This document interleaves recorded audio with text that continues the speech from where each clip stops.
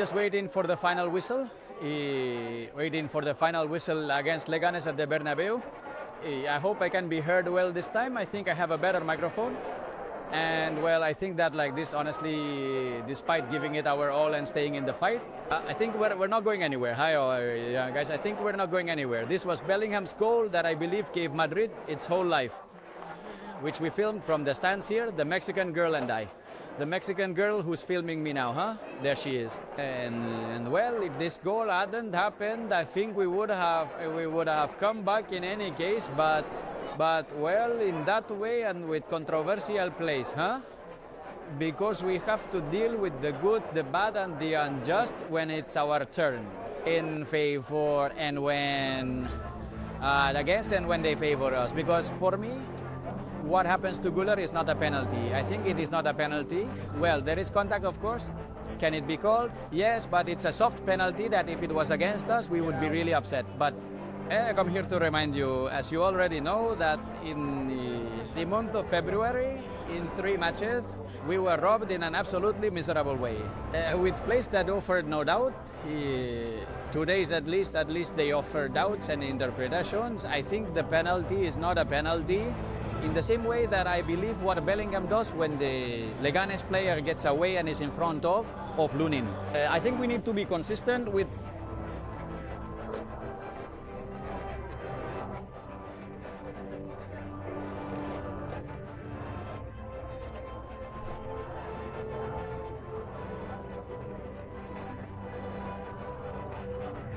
with actions that are not the same, of course. But if we talk about minor penalties or minimal contacts, I think it's not.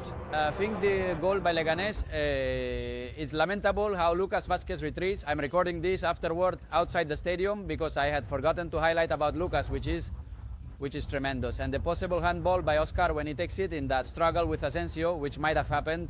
They have cancelled that goal, although I think it would have been very strict in any case. I'm not so sure here that they turned the match around in the first half with 2 goals in just 5 minutes. And every time Leganés attacked, it was practically a goal-scoring opportunity. That's unfortunate considering how Madrid was defending beyond today's rotations, and I understand Ancelotti's rotations today. He rotated the Americans who were tired, and well, if you can't win against Leganés at home with this team, might as well give up, right? They won again, they won with the bare minimum like they did in Villarreal. When you're winning Liga matches like this, eventually you'll slip up. I hope Madrid reacts, especially in terms of gameplay, to offer more assurances. Then we have this foul on Rodrigo. Well, it's the same thing. A little foul because before he gets him a little with the thigh, but I think Renato Tapia then goes for the ball and touches the ball. And well, today is not the day to brag much about that, but let's just leave it at that. What we all saw in February, I say this because we're going to have a week and a few days of a lot of crying from the anti-Madridistas. And we have to remind them of that, that at least today's plays are open to interpretation, and that when we were robbed in 3 different matches, there was nothing to interpret. They were absolutely clear plays in which Madrid was the one harmed. Jude Bellingham, like the rest of the team, did not play a great match, but at least he had that goal. And the same goes for Mbappé. He was not excellent either, but he scored 2 goals. And Mbappé is a guy who keeps adding. He already has 33 goals this season.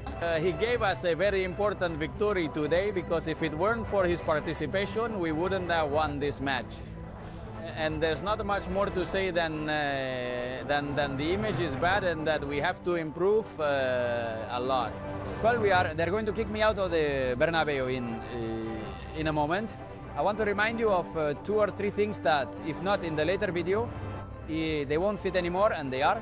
The tweet from Tebas, regrettable, telling Ancelotti or reminding Ancelotti what he had said when he was coaching in England about the issue of changes, the 5 changes, the 3 changes. I mean, for the president of LaLiga to do this is shocking. As we were saying, he's a piece of meat with eyes. He's such an idiot. He's an idiot.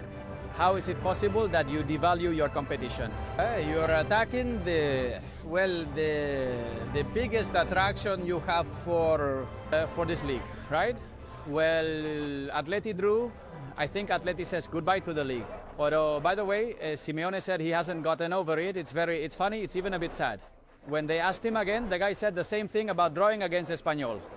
Look at what he said about the penalty by Julian Alvarez. The kid hasn't gotten over it. Well, let's take it step by step. I think in the Champions, we didn't do badly. We had a very good Champions. The match we played at home, we won. Then the referees and UEFA's decision caused us to be eliminated with the supposed touch of what's it called? Julian's in the penalty. And honestly, I don't consider it a blow. Absolutely. Yes, the match against Barcelona, yeah, because of the enthusiasm, because we went 2-0 up, because they scored 4 goals on us at the end. Honestly, such a great team that as soon as you drop a bit, they don't forgive you. And yes, that match hurt us today. I think it was a match that, as I said, we controlled until the 79th minute. Absolutely nothing was happening. And, well, the penalty came, which obviously took us to the place where we have. Regrettable. What Cholo did, it's like saying, let go of my arm, ladies, you know, and then there's Flick in the morning at the press conference. And the match preview of tomorrow's Barca versus Girona game at home. I don't have much hope placed on that match, but I was talking about this, trying to clarify the other day's situation with Ancelotti, Real Madrid, whether Barca being proud, whether it disrespected Real Madrid or not. I believe that, well, here the man does everything possible to clarify his words, but anyway, they have already been said, and we take note of Flick, because at the end of this speech, he says that, of course, they are different. He is already catching this Catalan supremacism. I want to say something, because I said it in the last press conference about Real Madrid and Barca. I respect Barca, Real Madrid, of course, and also Carlo Ancelotti. Carlo is one of the successful coaches and the best coaches in the world, and of course, he is a great person. And this is my highest respect about him, and I never do not have any negative things about him, and also about the club. Also, I have what I like to say is that we are Barca. We are maybe different than them, and this is good. And I'm really happy about this, because what I can see here with La Masia players, with every player, the connections they have, everyone here around, it's great. It's great. And it's like, you know, if you feel like it's a family, not only the players and the coaches, no, it's about the staff, everyone. And I think this is the big challenge for a coach, to bring everyone together. And at the moment, it feels really, really good. And this is what I like. And also, yeah, why I'm happy. Well, guys, and from here, we'll end the connection, because they're going to kick me out quickly. And I'll tell you that the most normal thing is that they don't win the league, and that a lot needs to be improved to compete for everything, right? And this Madrid, which seemed in the first few minutes that it didn't care about this match, because I've seen this many times at the Bernabeu, you know?